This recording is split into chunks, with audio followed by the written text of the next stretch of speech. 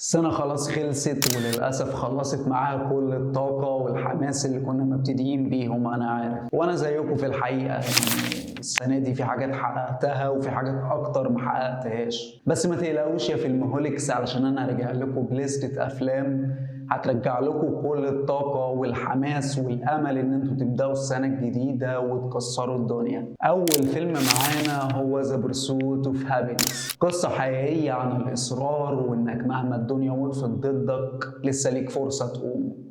الفيلم ده للروح. ونروح لتاني فيلم وهو The Secret Life of Walter Mitty، والفيلم بيتكلم عن رحلة اكتشاف الذات وكسر الروتين وإنك تعمل الحاجة اللي أنت مأجلها بقالك سنين. أما التالت فهو The Shawshank Redemption، قصة صبر وأمل وإن إزاي مفيش وضع ثابت طول ما في عقل بيفكر وأمل بيقاوم. الفيلم الرابع معانا هو The Social Network، عن الشغف وبداية مشروع جديد، تحفيزي جدا لو حابب تبدأ حاجة السنة دي. ونروح للفيلم الخامس وهو روكي، ده رمز العزيمة مفيش كلام، ده الفيلم اللي لازم يتشاف أول كل سنة علشان يديلك أمل وطاقة ويقول لك ان احنا هنعملها مهما حصل. اما الفيلم السادس وقبل الاخير معانا هو ويبلاش، ممكن يضغط اعصابك شوية بس بيوريك يعني ايه سعي كامل ورا هدف واحد. ونيجي للفيلم السابع والاخير في قائمتنا النهاردة وهو سول،